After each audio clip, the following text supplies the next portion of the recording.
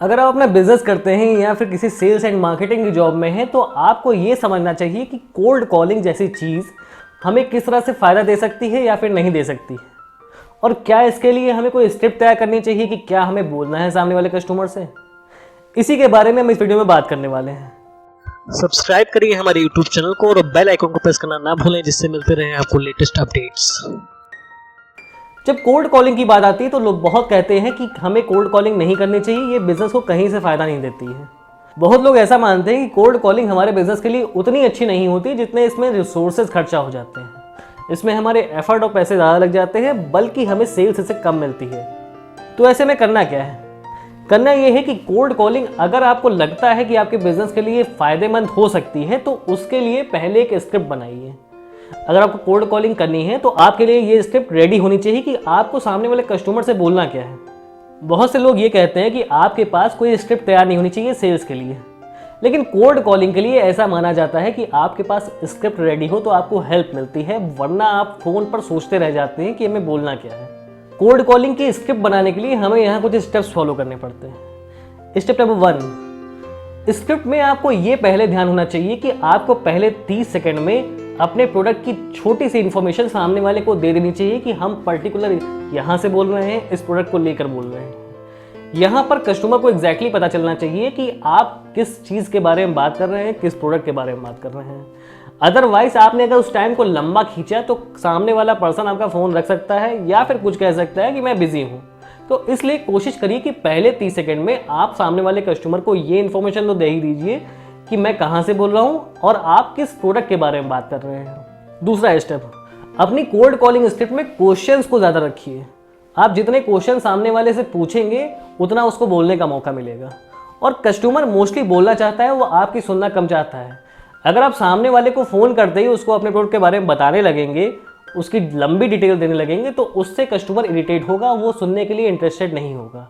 क्योंकि आप एक कोल्ड कॉल कर रहे हैं, वो एग्जैक्टली नहीं जानता है आप किस बारे में बात कर रहे हैं, आप कौन हैं, इसलिए आपकी बात सुनने में पॉसिबली वो इंटरेस्टेड ना हो।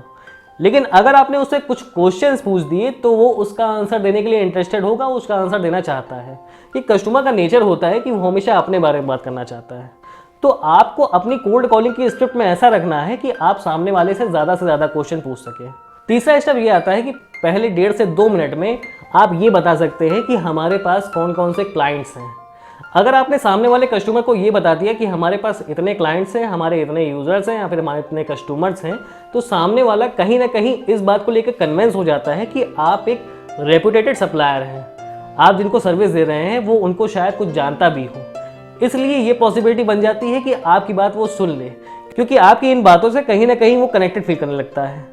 उसको ये पता चलता है कि आप इन पर्टिकुलर पर्सन्स को, इन पर्टिकुलर कस्टमर्स को सर्विस दे रहे हैं, तो वो आपकी बात सुनने में इंटरेस्टेड हो सकता है।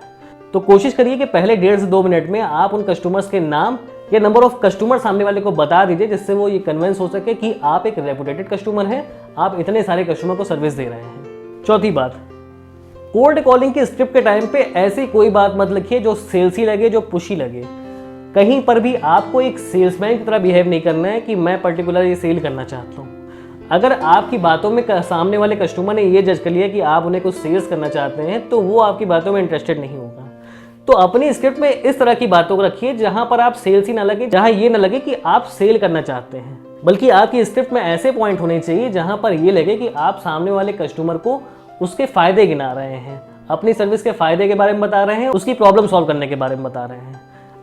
अगर आप अपनी स्क्रिप्ट में उसकी प्रॉब्लम्स के बारे में बात कर रहे हैं तो सामने वाला आपकी बात सुनेगा और शायद वो आपकी कोल्ड कॉल से प्रोडक्ट परचेज भी कर ले।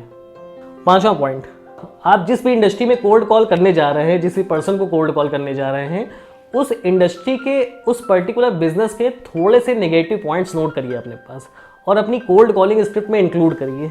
यहाँ पर ये पॉइंट्स वो होते हैं जो प्रॉब्लम सामने वाले कस्टमर को आती है, जो उसकी तरह के और कस्टमर्स को आती हैं, जो उस इंडस्ट्री की प्रॉब्लम है। एक एग्जांपल लेके चलते हैं।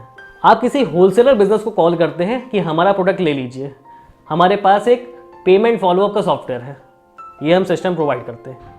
अब सामने वाले कस्टमर को ये बताइए कि आपका होलसेल का बिजनेस है, आप इतने सारे लोगों को उधार देते हैं, आप क्रेडिट माल देते हैं, लेकिन आपके पास वो पैसा लिमिटेड टाइम में नहीं आ पाता। आपका कितना पैसा मार्केट में फंसा हुआ है इसके बारे में आपको कोई जानकारी नहीं है।